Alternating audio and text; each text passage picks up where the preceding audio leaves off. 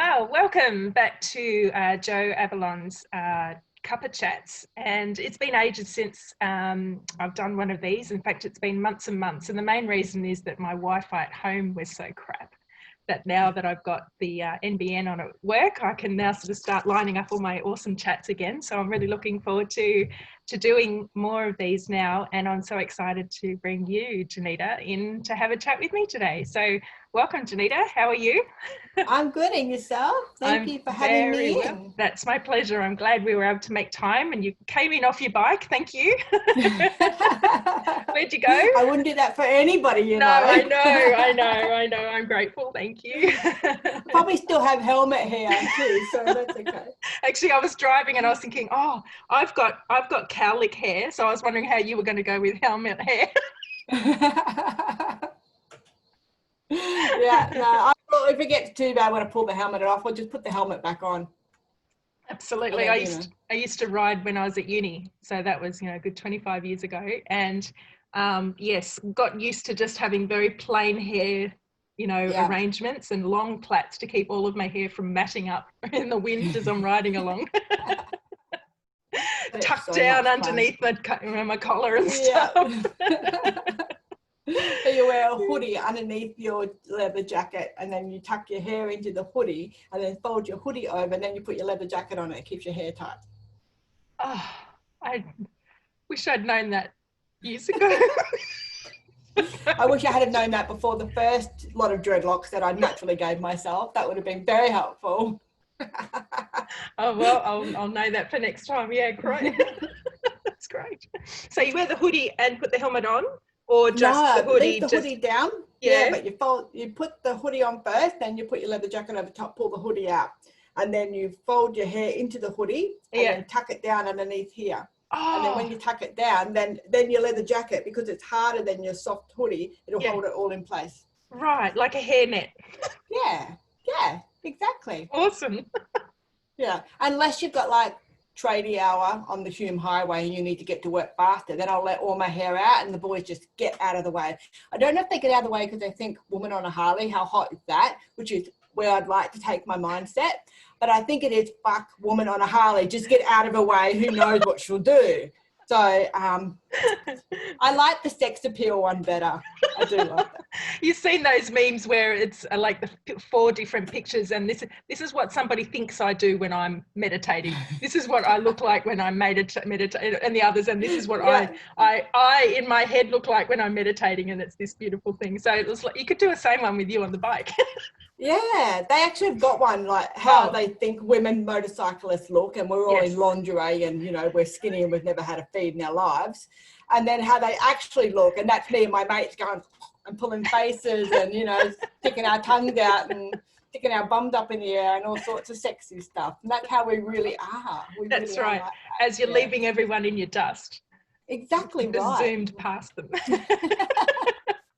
Actually, fun. It is a lot of fun. Actually, yeah. When I was at uni, I met another woman who was who rode bikes as well. So we used to go riding together, and we ended up doing a women in motorcycling project together. Oh, yeah, for one of our subject, the subject that we were doing together. We're doing, I think, very completely different courses we were doing, but we did a subject together, and that's how we met. Yeah. Oh, how lovely. That was a long time ago, and I can't remember what the actual topic was, but we produced this pamphlet on women in motorcycling. We interviewed a pile of women who, and just to get some, frequently asked questions and how women dealt with various aspects of riding motorcycles. Yeah. It was a bit fun. They still make them too tall for a majority of this. We all have to get them lowered, but we actually can get boots with inner soles that have got high heels built into this boot. So it's still a motorcycle boot on the outside, but it gives you up to 7 centimeters taller, depends on which side you get. So you can actually reach the ground, because most of them are made for tall men. We're not long-legged men. Exactly. Yeah. And I think that's why I ended up just staying with the 250 that I learned on, because I knew that I could pick it up if I'd ever dropped it. And I mainly dropped it in the driveway. Never on the road, thank God. Oh, that was enough. But yeah, only the once. And if I, could always put my foot down and hold the bike up. And I sort of thought if I got anything any bigger, I'd take that risk of not being able to manage it by Yeah. myself. And I guess that's been a theme for me, is having to be able to manage it by myself. Oh my God, don't even get me started on managing things by myself. Okay. So is that a cue to talk about that, or is it to move on? You know, oh my God. You know, when you just go through, and I think, this is going to sound so gender biased, but I'm going to say it anyway. So send me hate mail, but save it up till the end of the segment so you can do all the things you hate about me first. That's right. So, we'll give you an email address just so that you know where to send it, all right? Bring it on. Yeah, that's it. Why do I care at gmail.com? Yeah.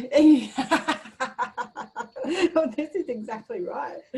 I have had a brilliant ability to choose people that seemed like significant others, that seemed like one thing in the beginning of the relationship. And as time went on, I'm an observer, so I see everything. And I got paid really, really well in a high level security job to see everything. So my brain is sort of kind of wired already to pay attention. Yeah. And so I've always, but I'm also here for the human experience. I'm a dumbass when it comes to, choosing boyfriends. And so my first 3 partners, they were pretty much, they didn't want to. I remember distinctly the funniest, and I can laugh about it now, but at the time it was really frustrating. Yeah. Partner, I call them contestant 1, 2, and 3. Okay, so protect their identity Oh, because I don't want their match. current. Because I don't want their current girlfriend to think, oh my God, how embarrassing, I'm with such a dumbass. So I do that for the sisterhood thing, not for their protection. Okay. Yeah, contestant number 2 used to say. He would spend 3 hours every Saturday in the kitchen cleaning the dishes. Right now, we did the dishes after dinner every night, so I don't really know what he was doing for 3 hours, but it always took 3 hours every Saturday. And I would zoom around, do everything else in the house, inside, outside, mow the lawn, blah, blah, blah, whatever. And I remember saying to him one day, when you finish washing the dishes, can you please take the garbage out? And he turned around and said to me, I'll shove a broom up my butt and I'll sweep the hot corridor while I'm on it. And I'm like, what just happened then? So I have always had to. I think he was a bit concerned about the fact it was taking so long to wash the dishes. I have no She's idea. going to spring me soon. So I've always had to just do things, and even contestant number 1 couldn't be relied upon. And I'm not saying all men are like this, because some of my girlfriends have got beautiful partners and things like that. And I've met beautiful men that have partnered up with other people and what have you. But I have this great ability of picking these shits, right? So I had this great ability of picking shits. Yeah, I was going to say that's changed now. That's changed now. But I always had to do everything. So I always had to be very, very independent, because I was choosing people that I couldn't rely on, that would let me down. So I would just automatically do it. And as I've gotten older and I've gotten smarter and my boundaries have been put in place and I've worked some stuff out, and it's all that self-worth discovery journey that all of us girls in particular need to go on to find ourselves. I really have struggled to let go of the independence. And I don't know whether, and people say, oh, that's a vulnerability, but I don't think so, because I've been vulnerable in the past. I think it's more a case of, if I do it myself, I won't get let down, and then I don't have to deal with the hurt of being let down. And doing it anyway. So it's a really difficult, it's a good trait to have, independence and self-reliance. But on the same token, when you get a partner that actually does want to do 50-50 with you, for me, I struggled to have enough trust in that person to be able to allow that person to do things and to know that it was done properly. And I don't mean folding the towels in a certain way so the tags are at the back before you put them in the bloody, I'm a total boy when it comes. I'm a total boy when it comes to shit like that. I'm like, whatever, dude. Is it clean? Yeah, shove it in the cupboard. I don't need to know about it. Does it fall out? We'll just shove it harder and then shut the door. Exactly right. Slam that door. And if it gets really bad, just stick a chair on it and it'll hold it shut. So, whatever. As long as it's clean, I'm a happy woman. So it's pretty crazy. Yeah. But, so I've found that over the years I've had to find the balance and the pivot in lots of areas as well, not just independence and self-reliance, but find that balance between what a comfortable pivot point on how I'm going to, and I think it has to be flexible too, because, as you learn and as you grow and as you go through the evolution of self, your pivot point changes. Yeah. So it's got to be a little bit flexible. What sorts of things did you do to kind of find that pivot point? Oh, God. I know, like, because that, you know, it's interesting that you touch on that, because, you know, that comes up for me also. How much do you do? How much do you let go of? Why do you choose each one? Yeah. Or yeah, this, I guess that balance or that tension, for me, it's not yet a balance. It's still a tension between what am I responsible for? What is reasonable to expect or anticipate or hope for myself or for the other person. Yeah, absolutely. Yeah. You know, I had a really abusive childhood. And then of course, you know, because you don't know any bloody different, do you? No. My first partner, contestant number one, was extremely abusive. He had drug addiction and alcohol addiction and a sex addiction, and oh my God, the boy was like the lucky dip of freaking boyfriends. But I loved him dearly for 16 years. So very, very young when we got together, and I hadn't even kissed another boy by the time I was 27 years of age. That was so daunting. Everyone's got their tongue down each other's throat at this pub, and I'm thinking, oh my God, you don't even know them. But that's normal, apparently. Kind of, yes. Freaking out. It's like, oh my God, you know where their mouth has been. Their mouth could have been on someone else's mouth. What's going on? So it was a little bit much for my Venus in Virgo's moral compass. We'll put it that way.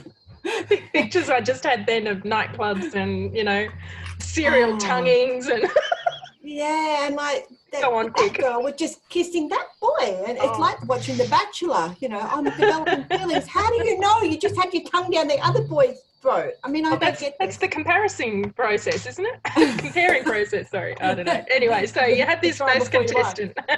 Yeah, and I think because I grew up in an environment where abuse was normal, and it was normalized, and yelling and screaming and intimidating people to get a behavior out of them was normalized. That's what you do, okay? So I picked a partner that mimicked that situation, and he didn't always mimic that situation. He started smoking pot when he was about 16, 17, you know, just as all boys do. But then I think the pot started getting laced with heavier drugs, and by the time he was 18, 19, he just wasn't himself anymore. And because we'd been together for so long, it was an expectation that I would stay with this person, and then the violence started, and, you know, beatings and stuff like that. So what I'm getting at is the pivot point for me was, do I stay in an abusive relationship and be abusive back? Do I meet him with the same, because anger and violence and screaming and intimidation tactics, I grew up with that.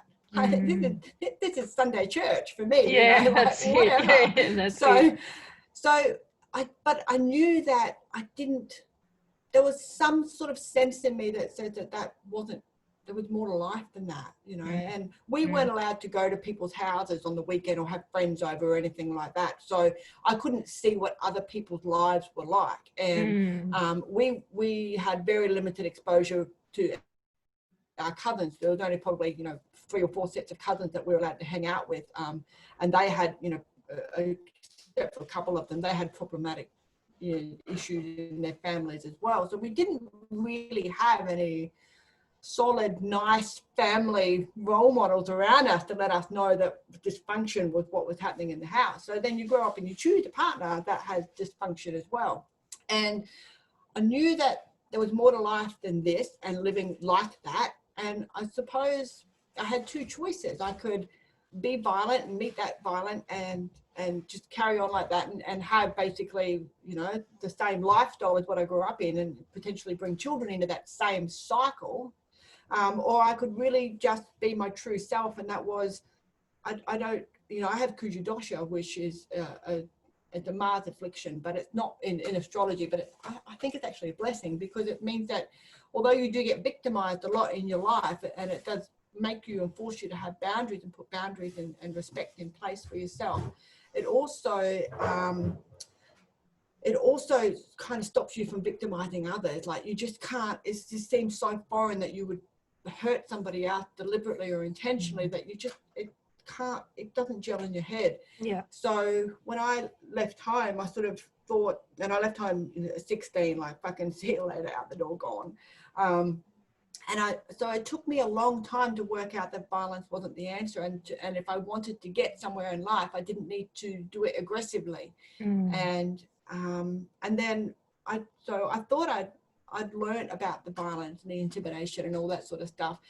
So then I found a contestant number 2, and he was the emotional manipulator, the narcissist, and that was even scarier because, you know. Yeah, it's not up front. It's not up front. It's the behind head games. Yeah. And I realize now that I don't call them mum and dad. I call them Earth transportation apparatus. They got me to Earth, and that's pretty much all they did. Yep. So I realized that contestant number 2, even though he was the polar opposite from contestant number 1, he had her traits, and the narcissist and the mind games and the mental manipulation. And I thought, oh God, do I meet this person with that same you know, skill set? Because I had that skill set. I grew up with it. It's natural, right? That was youth club. English, I can do this too. But I didn't want to do that. Yeah. And so I had to find a point in my life where I thought, you know, like, what do I do? You know, do I, this really, now I've got 2 partners that are mimicking how I grew up, and I'm thinking, shit, maybe I was wrong when I thought that this is dysfunctional. Maybe this is normal. Yeah. And then I met, because you question yourself. Yeah. You know, when you go through breakups, you think, I'm fat, I'm ugly, I'm this. You don't think, God, that guy was an arsehole. Thank God he's gone. You always blame yourself. You know, maybe my ass really was big in jeans. You know, it's how we're wired. Yeah, that's it. So, because that's a justification for that sort of behaviour, isn't it? The ass size in the jeans. Exactly. It's all about the booty. So, and then when I met contestant number 3, he had the silent treatment. That was his go-to control mechanism. And even though all of these 3 partners were abusive on different levels, I figured I was getting better at it because the relationship got shorter. And I stuck to my guns. Yeah. And I worked out, you know, I've been very, very wealthy, and I've had a big investment portfolio, and I've been very unwealthy. I've had a big acquaintance circle. I've had, you know, nobody in the world that was, you know, even, I couldn't even get a stranger to come stand in my corner for me. And what I've worked out over the years is, you know, material things, people, experiences, situations, they all come and go. And sometimes you're really wealthy and you're really happy, and then sometimes you're really shit and everything's falling apart in your life. But the one thing that I hung on to, and that I'm proud to say I will always hang on to, is my integrity. Integrity is something that you have to give away. And, you know, I could have fought fire with each of these abusive partners. I tried not to lose my temper too many times. And when you grow up where, you know, you can intimidate someone so easily into, you know, but that's your go-to mechanism, because, you know, that's, you know, some kids learn how to use a knife and fork. I learned how to punch people. Yeah. So I had to, and I think what I'm getting at is, over the years I've had to dig deep to find out who I am at my core, and is this relationship or this interaction adding to or subtracting from my integrity and my worth and my moral values. And, you know, 3 of my partners have cheated on me, and I never cheated on them, because I fight fire with fire is not a concept that I want to waste my time on or my energy, and I'm not out to hurt people. I'm sorry that they hurt me, but see you later, you won't get another go at that, mate. So I think finding that balance is really, really started to come for me when I decided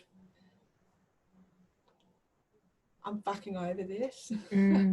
I am a good person. I try to do the right thing by everyone all the time. Yep, I'm a bit of a rough diamond. I swear like a sailor. If you want me on your team, if a pub brawl breaks out, let me tell you now. That's it, not on the other side. No. Not on the other Where's side. Janita? Right. Oh, she's over there. Let's go over there. Exactly. Yeah. Bring me a donut. I'll be your friend for life. But it's just, I've always had to bring it back to me. And I remember when I found out contestant number 2 was cheating on me, and I got really sick towards the end of the pregnancy, and I was fine, but my organs were shutting down. I had preeclampsia. And nobody picked it up because we had to move from South Australia to Far North Queensland because he chucked his job for like the 8th time in 4 years. He was serial at chucking his job.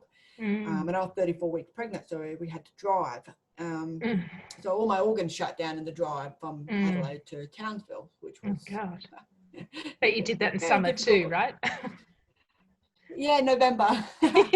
November. So, yeah, good on you, Dick. Yeah.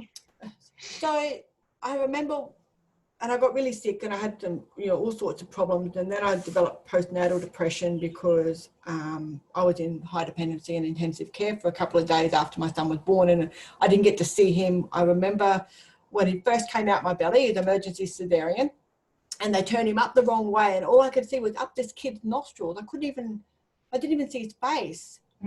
And, I'd been through all of that.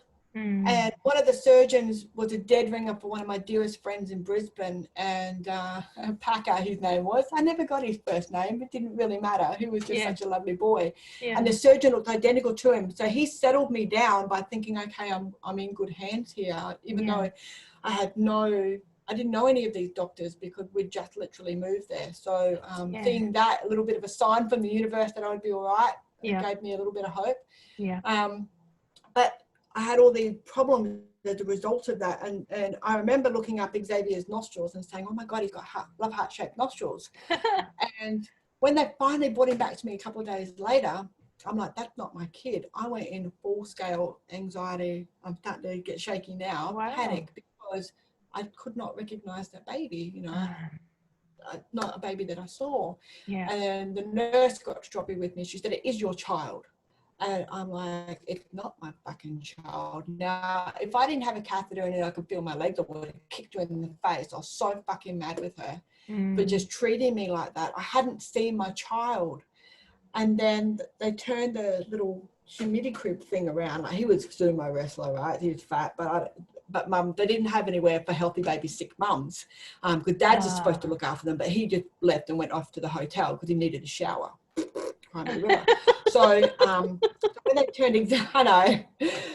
turned Xavier around, and I got to see up his nostrils, they love heart-shaped nostrils, and that's when I'm like, oh my God, that's my child. And I still couldn't feel my legs. The catheter was still in, and they were trying to get me to feed him, and I'm like, I can't even feel from my belly button down, like, people, I really need some help here. And I had no one, absolutely nobody. So when he cheated on me, when Xavier was about 2, I found out that he was cheating on me with someone that he had known from the past, and kept resurfacing. They always resurface, these freaking ex-girlfriends, I tell you now. Off to the sour jar you go. And I remember walking and seeing this live chat, and they're having cyber sex, and it was quite descriptive. And I'm like, what the fuck? Up I toddle. Go and get him up out of bed and ask him what the hell's going on. And the lies that came out of that man's mouth were amazing. And I remember saying to him, did you think I was joking? And what I meant by that was, when I first met him, I said, if you cheat on me, I'm out. That's it. That's a deal breaker. I don't care if we've got 6 kids, no kids, Taj Mahal, a tent. I don't care. I'm out. You cheat, I'm done. And I meant it. And when I found out that he was cheating, I was done. See you later.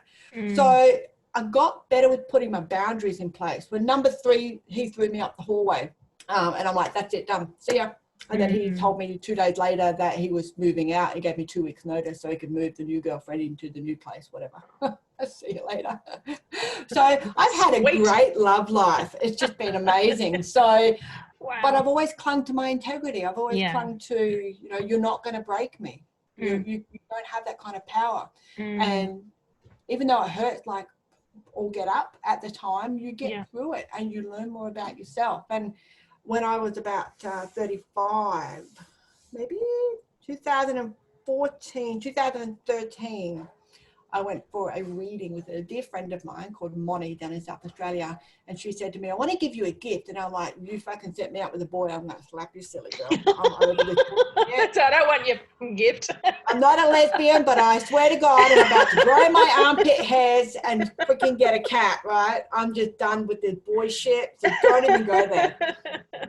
She said, no, no, no. This one's all right. Yeah, I want to introduce you to a guy called Pete, and he's an astrotherapist. And I'm like, great. So I'm Astrotherapist? an astrotherapist. What he does is he looks at your astrology chart and he breaks it down into how that interacts with your life. Because your natal chart when you're born is your blueprint. Mm-hmm. And then the first 90 degrees are the first 90 years of your life. And it breaks it right down into why you're having these things, the cycles that you can break, when you can break them, when you have the best time to break them, based on your astrology chart. Wow. So if I titled, I had to go to a man's house by myself, a private house. I had to go to the back door where no one could hear my screams. And I'm thinking, oh my God, what have I got myself into? Yeah, what have I agreed to this time? I know. I'm like, men are not trustworthy. You know, I was total man-hating part of my life right then. Okay, 3 for 3, and I grew up with shit environment, monster house, I call it. So, you know, men were not my favorite species. And when I saw this man, I'm like, I think I'll be all right. I go inside, Wow. sit down, 7 sessions later, and I'm like, because I knew these 3 dicks that I dated were different ages, different nationalities, different cultural beliefs, different family units. Yeah. Everything about it. 2 were hairy. One was going bald but still had a hairy body. The other one, the third one was super hairy. The guy in the middle was just bald. Like, so nothing alike, okay? Nothing. Yeah. Yeah. So the common denominator is me. I'm the dipshit that's attracting these other big dipshits. So I had to work on me. Yeah. And that was, I was so ready, like, to just let go of whatever it was that I was sending that frequency, pinging out there, doing that little ping to pick up the shit. I was over the shit. And I knew that it was me that was bringing the shit toward me. I had the shit magnet, okay? So I needed to recalibrate my shit-ometer. Yeah. To 0 and wow-ometer to 100. Exactly right. I had to get this right. And that was the balance point. I realized that, you know, and we can go through life thinking all men are liars or women are cheats, whatever our mindset is. Whatever the story is, we will attract that type of person because we've already labeled them. We've already judged them. All men are liars. So guess what? The universe goes, oh, she loves liars. Let's send her some more. Yeah. So I knew that I was a common denominator. So I had to work on me. And now I fiercely defend it. I have worked on myself since I was probably consciously about 14 years of age. So that's like 30 years. That's a tremendous amount of work on myself. And I've been not mean to myself, but I have been very, very honest with myself over the years. And now I'm at that point where I fiercely defend it. Whereas even if, you know, acquaintances or friends come into my life or family members or, you know, bloody distant cousin, some gypsy cousin over in frickin' Ireland turns up or something, I can't tolerate lying. I can't tolerate deceitful behavior. I can't tolerate lack of integrity. And if anybody displays those things, they just get cut out of my life instantly. And I've got this beautiful Uranus and Scorpio, so that gives me a brilliant ability to actually cut people off instantly and not think about them again. And I love that. I love that. The queen of ghosting. Oh my God, it is so good. It's like, well, you're done. You just like, you don't even exist anymore. And there truly is like they don't exist anymore. I don't spend any time thinking about it. So, so pivot point was your initial question. I probably went right around, but I think you get the idea. No, I think like, you know, I can see where that's coming to, because we're talking about independence and you know, is too much independence too much, or when do we share, when do we let go, when do we hold on to that independence? And I think what you're talking about there is the development of your independence, because over time, over the many experiences, you knew intuitively and experientially that the only person you could actually depend on is yourself. Absolutely. And the only person who was going to get you through this particular situation is yourself. And that was based on you making particular decisions around what was important, what wasn't, and moving with those. And because I know that I knew from the violence that I grew up in that once they start hitting once, they never stop. Yeah, that's right. I knew that the boyfriend number one, contestant number one, when the bashing started, he never stopped. What stopped was I left. I went for a holiday for 5 days. Guess what? See you later. Longest 5 days of my life. Still waiting. I hope he's not waiting at the Harvey Bay Airport for me to return. He's fucking old now. Might be getting hungry, mate. But he says to me, you go on a holiday then? Well, he went away for 2 weeks. He's supposed to go for a week over to Perth to visit his father. And I was winding up a business and starting a new business and buying a cafe, and all sorts of things were going on in my life. And his life as well, but he was not there. Too busy. Not there, never there. But he liked the money, but he didn't like the work for the money. Very interesting. I'm really good at picking guys like that too. So he disappeared, and then he stayed there for an extra week. And I'm like, wow, like I'm really tired. So I thought to myself, I wonder. And I went off to counselling, and I remember the counsellor saying to me that I had unrealistic expectations. And I'm like, I want him to be honest, you fucking dipshit. How is that unrealistic? 20 years down the track, I realized, oh, she didn't mean I was being unrealistic. She meant that my expectation of him to tell the truth was unrealistic. That's not something he was capable of doing.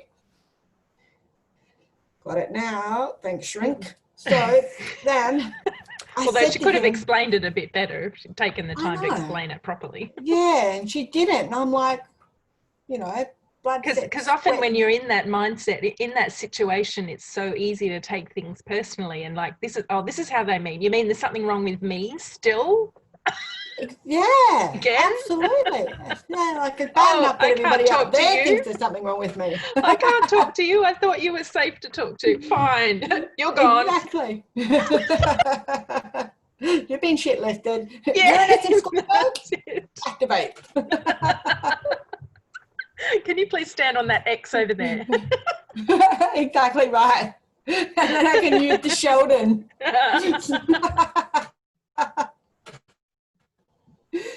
But I got years later what she meant, and I'm like, and you know what? I've always come to those words because that's another way of determining whether you're in the right situation, the right career, the right friendship circle, the right boyfriend, the right girlfriend, whatever it is in your life.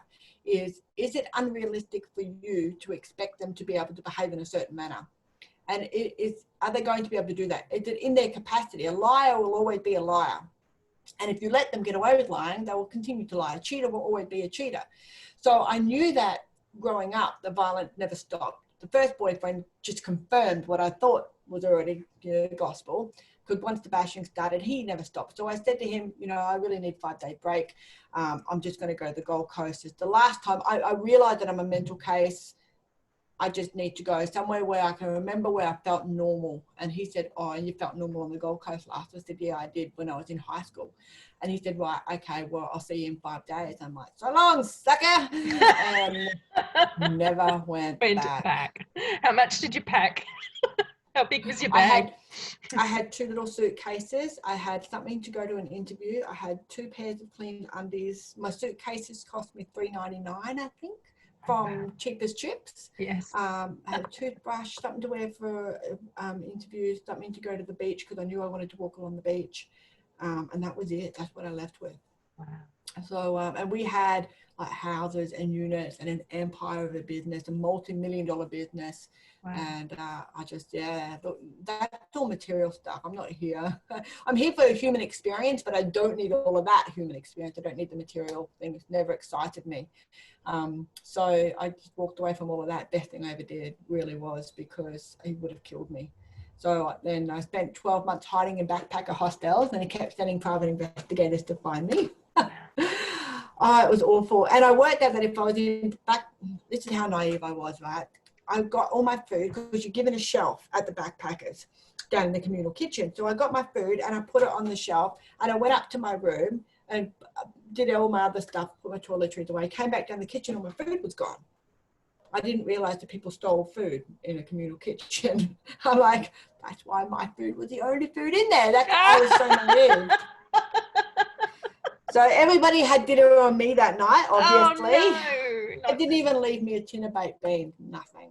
Like, really, people. So I learned to I keep get all of that. my stuff in my room at that point. Yeah. But he just kept finding me. So backpacker hostels, I didn't need utilities on. I didn't need anything in my name. He kept getting my phone number, which I found was bizarre, but I had actually told the female Earth Transportation Apparatus what my number was. And she wrote it on the notice board. And then she moved him and his 17-year-old girlfriend into their house. And the notice board was downstairs where she moved them into. So he just kept getting my phone number. Well, because she kept writing with it my there. phone number, they could, yeah. So, yeah. Yeah, so she was just giving him that information. So it was really quite awkward, very awkward scenario. So, yeah. So I think just over the years, I've just had to stay true to myself. And in all honesty, I didn't even know who myself was for a very long time. And I'm Because it's been still piled working it on out so much of other projected stuff onto it, I suppose. Yeah. Yeah, you had to pile it Yeah. off. Yeah, and you still go through stages where no matter how many times someone tells you that you're beautiful, you still think, yeah, but it's kind of your job to say that. Or there's always these feelings of self-doubt and self-worth, and they're ingrained in you because you've had all these horrible people tell you that your entire life. So it's really it's difficult. So I've had to self-nurture at 35 years of age. I learned how to self-nurture. And then I learned how to be just a little bit vulnerable. I still don't trust a lot of people. For me, spirit has always been where I trusted, always trusted spirit. So what they say goes, end of story. But I'm still... Can I ask you there, how did you know that spirit that you were communicating with was the right one? Because I could see them. Oh. What? Okay. Yeah.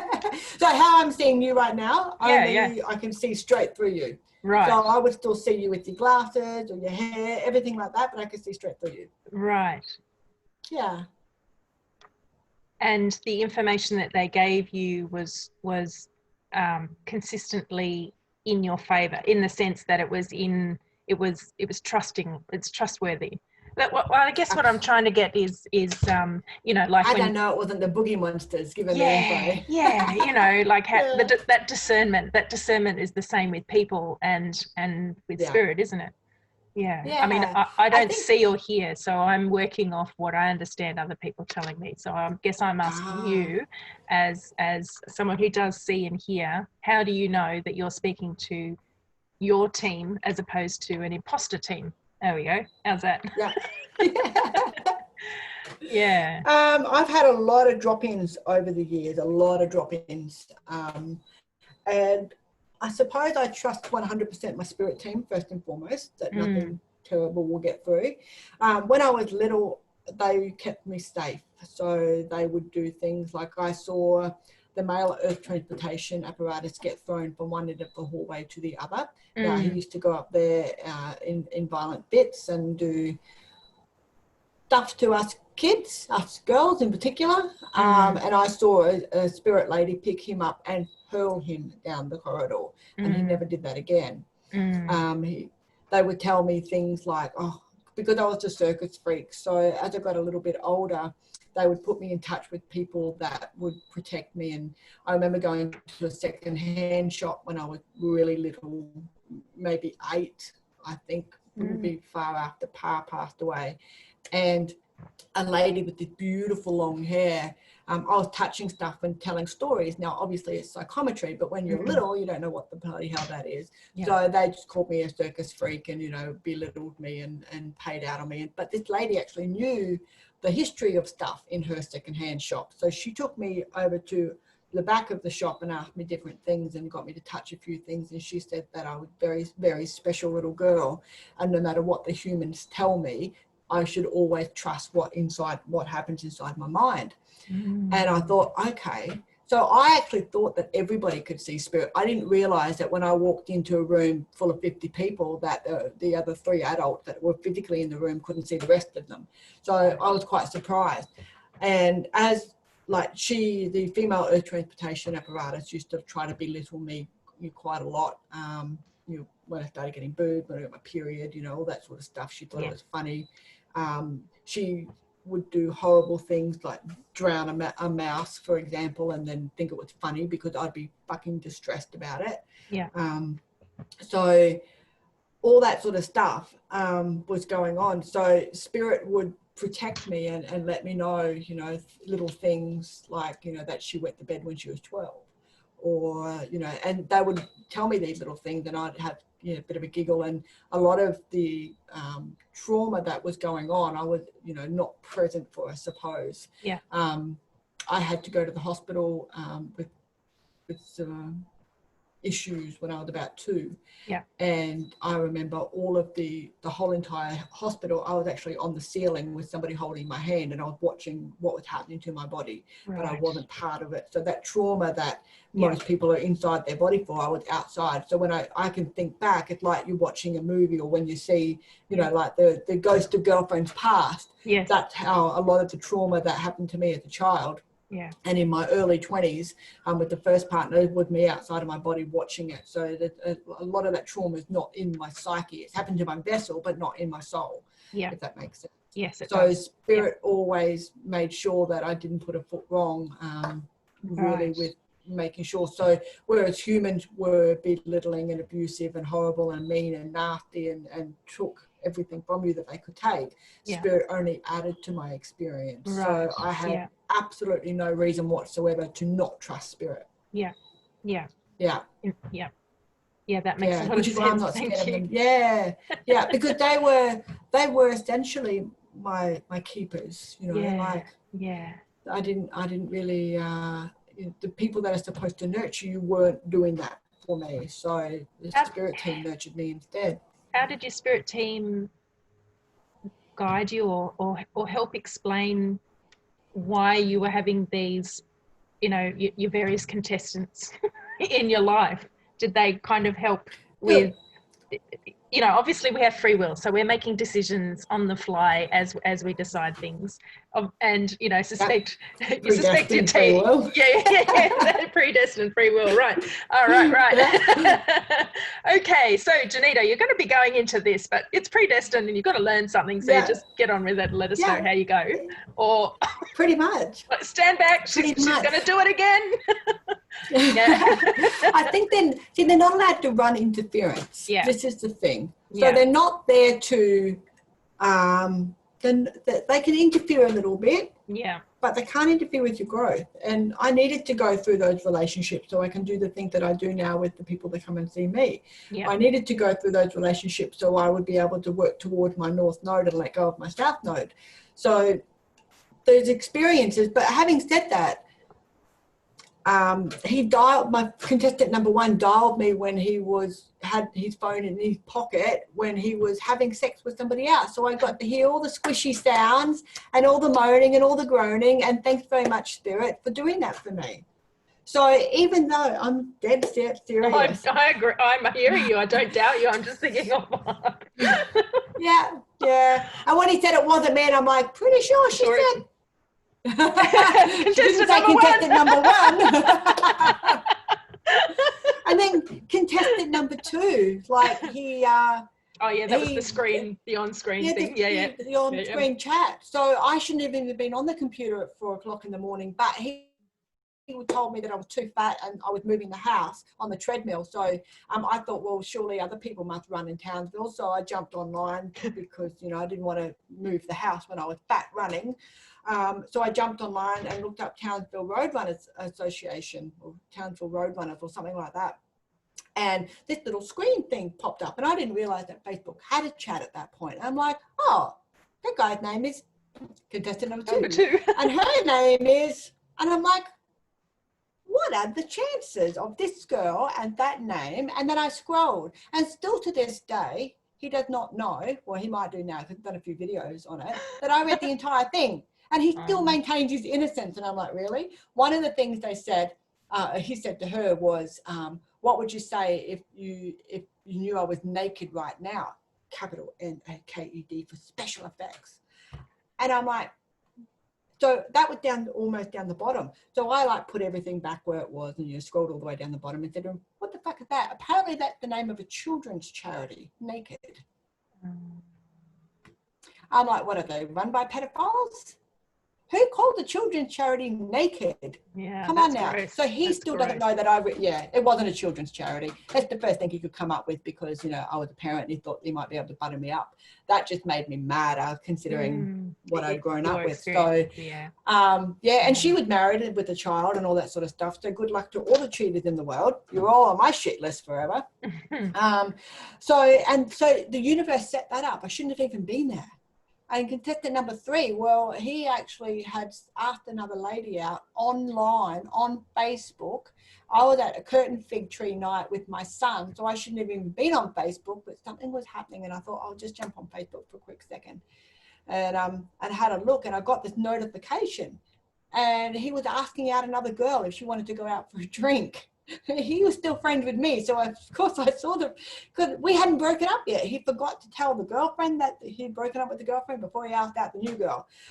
So universe intercepted that as well. Yeah. So it's really been very cool. So my entire life, universe has gone, here's a little hint for you. Here's a little hint for you. And when I get them, because by that time my intuition is already spidey sense what's going on here, and it's harder because this is 3 for 3 now that have been really deceitful human beings. So, and you can't bring the baggage of your past relationships into your current relationship, but you also can't deny the experiences and the feelings and the lessons and all of those feelings that you had back then. And when you start to see patterns emerging, then you start asking questions. So when the universe sends me little, hey, here we go, here's a bit of evidence, that I'm done. That's all the evidence I need. I'll see you later. I'm brutal like that. But I've had to be because I've seen how horrible human beings can be to other human beings, and I'm just not that person.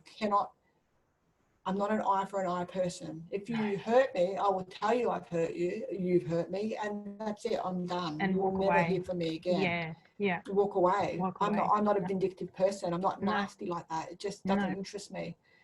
I might have a joke and say I'll put you in the sour jar or the freezer. Well, I don't want them to freeze to me. So you need to be careful with freezer spells because it freezes their behavior. So I don't want them to stay near me. I want them to go away. So I actually thought about investing in some carrier pigeons where I could strap their name to the carrier pigeons and then send the pigeons out and then like do something to scramble their inner GPS so they can't come back and then they're gone forever. But then I thought bad for the poor pigeons. So pigeons flying away from home, can't find its way. Bloody mean human beings. That doesn't sit with the integrity either, does it? No.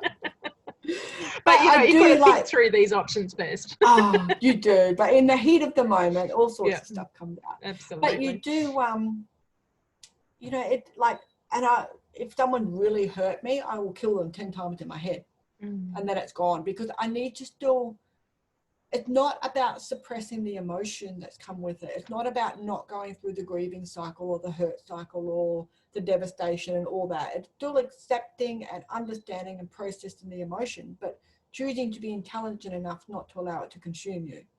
So I will kill them 10 times in my head and I feel so much better after I know that they've died 1,000 deaths. And then I can move on.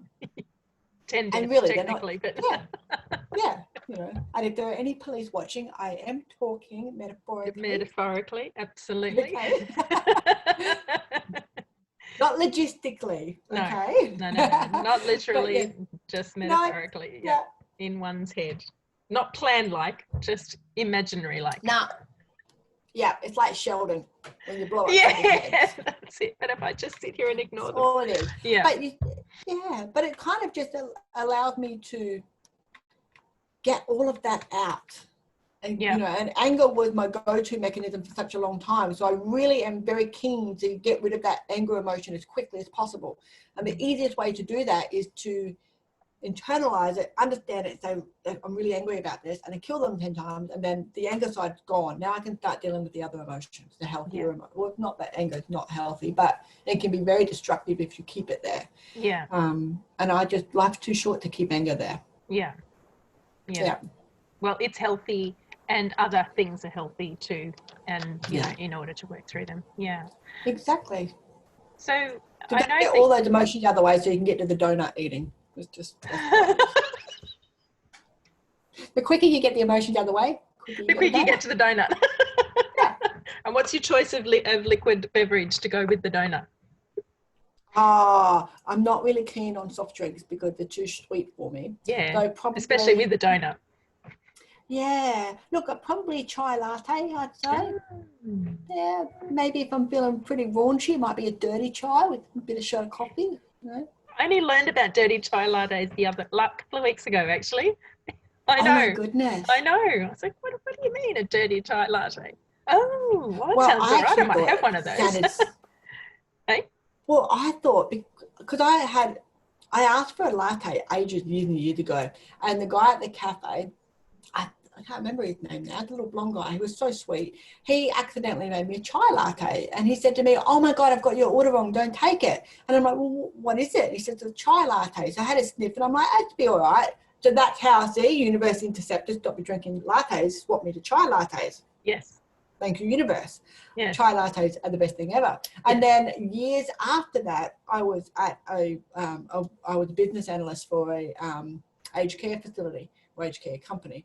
And one of the girls there, one of the allied health girls said to me, oh, you've got to have a dirty chai. And I'm like, 9 o'clock in the morning, how much alcohol do you have?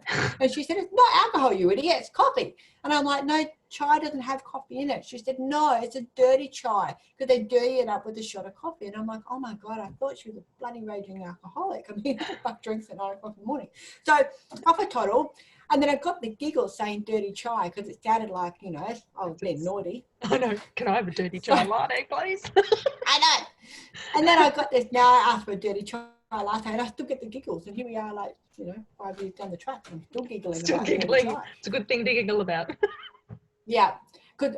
Years ago, we went on a wine tasting and there was a drink called a Fuciliana. And the drunker we got. Sorry, we have to get the giggle out of the way. Alana. And the bar guy goes, you're really pushing my RSA here. And we're like, RSA?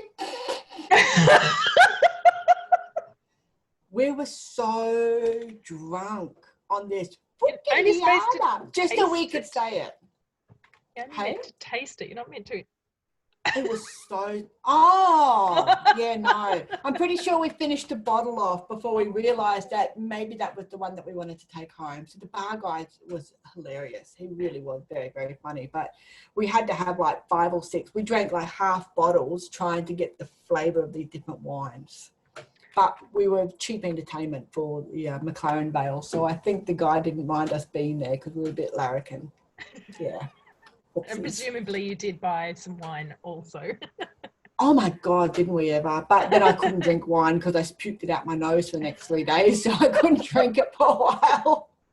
And I still can't drink the super sweet wines because I just get this fucking Liana smell. I'm like, you couldn't wash it out with anything. It's like, it's carrot, Matt. I don't remember eating carrot. Yeah, it was really bad. Oh my goodness. Yeah. Fun day though. I think I had fun. Yeah, there's no video evidence, thank God. No, the days before Facebook. Well, live Facebook of your friends being silly, thank goodness. Oh my goodness. Thank God. Thank God. We got away with so much, didn't we? You're not going to get away with stuff like that. No. We used to even be able to have scraps behind the canteen. Put your hair up in a ponytail, take your shoes off. No one videoed it. There was no evidence. We just went home with black eyes. That's the only evidence we ever got. We got away with murder. I think our childhoods were great like that. Now kids have got to bloody video everything and it's a play-by-play and it's too much hair pulling on. Yeah, it's a replay and then it's, screenshot. Yes, exactly. Yeah. Not the way you want to get on the 6 o'clock news. Videos go viral around the world. Oh, goodness. Dear. So what are you working on now? Oh, goodness. I'm actually working on research astrology and I'm looking at the 7-year narrative and I'm comparing that to numerology and the collaboration between numerology and astrology and working on the emotion code for the narrative. So that's the first 7 years of someone's life and what the next 2 years does to compound or concrete in the first 7-year narrative and what cycles we can use to be able to undo that initial narrative to change the framework. So we have lots of different modalities going on. This is, you know, a way of doing it. This is another way of doing it. I actually have found links between a lot of them. And if we can use a cross reference of modalities and go, okay, this is how we really got to combat and change this narrative for you, whether it's a rational or irrational fear, like, you know, your mum's scared of drowning, so therefore you think you're scared of drowning, but that's an irrational fear. It's a projected fear. So I want to have a look at all of those sort of conditioning habits and conditioning thesis state of mind and basically rewrite the narratives. And I want to use the modalities to do that. So yeah, I'm not doing much with my life. No, that sounds very part-time.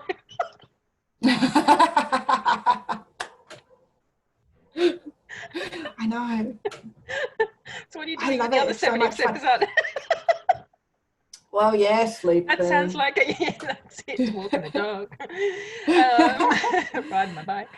Wow. I'm really, yeah. Look, I'm super passionate about, I am not a rescuer. I've never been a rescuer. No. But I have a tremendous toolbox, like tremendous toolbox. And if I don't have personal experience in it, I will literally click my fingers and spirit will come in and help me get through your personal experience. So I take a shortcut every single time. And I have a lot of, I'm not limited with anything because I'm not scared of trying anything because I'm not in fear of the spiritual world because, you know. It's what's kept you safe all these years. Been nothing but kind. Nothing but kind to me. I'm more scared of humans and what humans can do to you than I would ever be of spirit. Yeah. So, and I was doing a lot of stuff for, you know, a number of years. I've been reading professionally for 28 years, and I just like, a lot of people come and they say, you know, are my boyfriend and I going to get back together? Does my girlfriend still love me? I don't give a shit about that stuff. I give a total 100% best ever top level shit about you, your mindset, your quality of life, how you want to progress forward, what you want to do. I don't give a fuck about everybody else that you think is impacting on your life. I'm an advocate for the evolution of self. So I avoided relationship readings for such a long time because I don't give a shit about your boyfriend. Yeah, that's right. And people would get really upset about that. And it's not because I don't care about him as a human. No. But if you're coming to someone that you don't know and you've already got these doubts in your mind, you either need to trust yourself, love yourself more, put some boundaries in place, or get rid of the boyfriend. So that's it. And you don't need to have permission to do so. Exactly. So the buck has got to stop with the person and all the external stuff and all the extra people. And, you know, I could sit here and say I behave like this because that's how I grew up and that makes it okay. It doesn't. So I will only work with people that are fair dinkum about my quality of life is not where I want it to be. I don't know what that quality of life looks like because I haven't really been allowed to think for myself or have ambition, or I've got such poor self-image that I don't know how cool I can be. They're the people I want to work with. I will not waste my time on anyone else because you have to be 100% ready and committed to the evolution of your own self before any of it will work. You cannot get up every single day and say, today I manifest a beautiful man in my life. If you're a fuckwit, okay, you will never manifest a beautiful man in your life. And if you do, he will not stay because you're a fuckwit. So I want to remove the fuckwittism so you can get those beautiful people. It's as simple as that. So that's where I'm at. I don't, and I'm taking a break at the moment. I'm not coming back till next year because I hate social media too. I'm an introvert. Okay, I'm a Libran. That's a tiny little aspect. I've got a mutual reception with Saturn Leo, so I don't really like all that Libran shit. It's when the rulership flips. So and I also have one with my Mars and my Moon as well, so they flip. So who usually looks after those particular signs, I have them in the opposites. So it's a mutual reception. Yeah, they live there as well. So it's a swap. And which means that I don't behave like a normal Libran, and then I have a whole bunch of other stuff that says I'm never going to behave like a normal Libran either. So I'm not extroverted. I don't like peopling either. Okay, I really don't like peopling. I will come out, I will bring out my extensive toolbox. I will help people unpack and create their own toolboxes. I will not rescue you. I will help you find your own answers, but I won't give you the answer. And it's not because I'm holier than thou and it's up to you to work shit out. It's just that if I don't know your answer, because you need to work on what it is that you want in your life and how you're going to achieve it. And that's the process. It's not going to come to you overnight. So, or in a 30-minute you know, especially when session. exactly right. You know, like we can poke around and have a look at your emotion codes and have a look at where your cogs are blocked, and then give you some homework, and off you go, and then you come back in a little while. But I won't, you know, predictive stuff is boring for me. Okay, it's really boring because you know, it's only accurate as to what the energy read is right now. Yeah. It's not going to be accurate if I say to you, you're going to meet the man of your dreams, Joe, and, you know, he's coming and he's like probably 3, maybe 4 months away, then you stop salsa dancing, you stop going to the grocery store, you start ordering online, you stay at home because he's coming. Anyway, I don't have to get out there. That's right. You basically just chopped off any opportunity that you've got for meeting him because he's out there. Unless you order pizza and he delivers your pizza on a cool Vespa, it ain't happening, sunshine. Yeah, that's it. And then you go, oh, she was full of shit, that psychic. She didn't know what she was talking about, told me this stuff and it never happened. Yeah. She told me I'd meet him horse riding and I sold all my horses because he had his own. Okay, I can see where I fucked that reading up for you.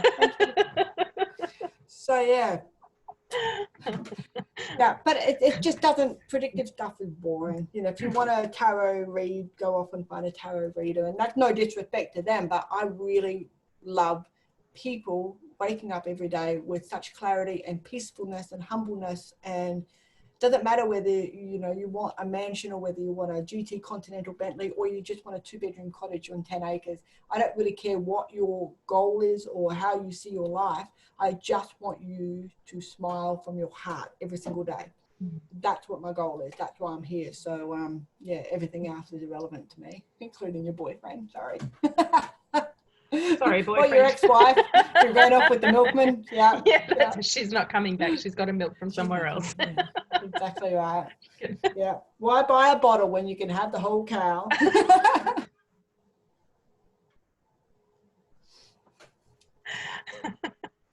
Never come to me for relationship advice. No, I guess. Okay, so we'll put that in the chat, in the box as well. Like the instructions: don't ring Janita for a relationship advice. Yeah. She'll ghost if you. He behaves like a dick and he smells like a dick. He's probably a dick. He is a dick. Yeah. Oh wow. So working with astrology and numerology, research, riding motorbikes, walking your dogs. Yeah. Anything else? Doing all the normal stuff. Work full time. Corporate services. Corporate services manager for a fire and HVAC company, which is, I have an amazing team now.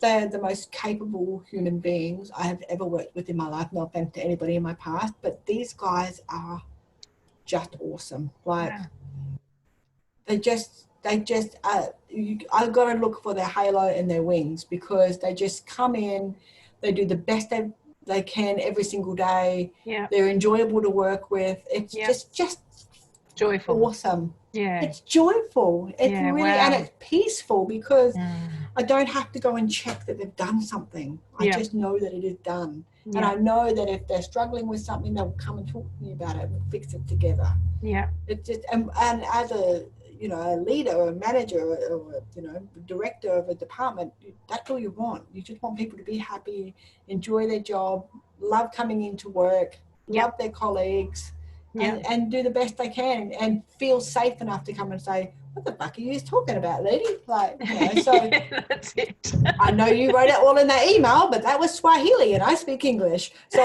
that's it. My dictionary's broken. Well, see, I have, my Mercury is in, it's in Venus. So I have I'd make a great drill sergeant, okay? Oh, you're direct and to the point? I'm very direct and to the point. But I've had jobs, and this is how I'm going to justify my directness. I've had jobs where high-level security in patient care as well, where there's no time for fluffy. This is what we need to do. We need to do it in this order, because someone's life depends on it, or property depends on it, or preservation of something depends on it, and we've got to stick to that scope of work. So very regimented. And I've learned to get softer over the years working in female-only industry. I came straight from a male-dominated industry where no one gives a shit and like no one will backstab you at the water fountain, straight into a female-dominated industry where I remember saying to a lady, here's a tissue for your issue. Apparently that's insensitive. I gave her a tissue. She was crying. What more do you want from me? So I have learned over the years to soften how I go, here's a tissue for your issue. Just put the box there and get a cup of tea for her. So you and Sheldon have got a bit in common, right? A lot. I see so much of me in Sheldon. Really do. But it's not out of maliciousness. It's out of coming from me for an answer. Do you want to stand there for 20 minutes while I beat around the bush? So there's a bit of a joke at work where I say to them, they'll come and say something and I'll say no. And they'll go, can I have a long answer? I'll go, no. So it's like, okay, I get that. Short answer, no. Can I do this? No. That's a long answer. See you later. But you know, and my team are equally cheeky and they're fun, so they don't get upset or, you know. Yeah. They'll do it back to me now. Yeah. There's enough trust there. That's good. Yeah. Yeah, it's fun. It's nice to have the right people and the right mindset around you. Yeah, it's good to gather that team, a team like that, because I guess in a high-powered environment, you know, where it's important to get things right, you need to have each other's backs. Yeah, absolutely. You know, you've got to. There's we're all cogs in the machine, so you know that doesn't mean that my cog is more important or less important than anybody else's, and all of them are the same. You know, the machine cannot work properly without all the cogs doing the right things. So we have to support one another. We have to have each other's backs and support each other through that process. And I've finally got this really amazing team that is just, you know, perfect cogs. They're the right cogs in the right spots, and everyone's well-oiled machine working well. So yeah, very, very happy about that. Yeah. Well, I think that's a good rounding actually around the issue, the initial start when we were talking about independence and then integrity. That sort of spans across both personal and professional lives, doesn't it? That finding that team, really, I guess that's the metaphor, isn't it, across all of it, is finding the team that you have each other's backs, so everybody can do the thing that they need to do to keep the whole thing moving along, whether you see that as a machine or a you know, a living thing or a guy or whatever the metaphor there is, or the framework there is. But the element is that everybody is equally important and you have each other's backs. That's that team. Absolutely. Well, now we've solved the world's problem. Let's finish today's chat, and then we can choose another problem and do that next time. Sounds like a plan. Feel free to include your problems with your hate mail. Oh yes, what's the email? idon'tcare.com. I don't care @gmail.com. That's it. That's it. And mine is I care even less @gmail.com. Oh, dear me. All right. Well, thank you, Janita, and you too. And thank you. You're welcome. Thanks for spending time having a chat with me. And so if you're enjoying this video and you want to have a look at some of our other videos, just have a look through the playlist under Jo Avalon Cuppa Chats, and that is within the whole channel of Avalon by Nature. So there's a few other things that you could have a look at, and you could always subscribe, I guess, and you get that notification, you know, all those things that you say, you subscribe and hit notifications and do all of that stuff, or you can just periodically come back and have a look and see what else we put up. All right. You're going to do the ding at the bell. I know. I've got to get the whole kind of jingle happening yet. That's it. Hit that bell so you get a notification. There we go. Is that it? Yeah. All right. You're going to have a talking goat on next time. Have a talking goat. Everyone loves a talking goat. Okay. All right. I'll go and find a talking goat. Do you know where I can find a talking goat? Oh, I could probably find one for you. All right. I'll catch you later. See you. Thank you. See you later. Bye.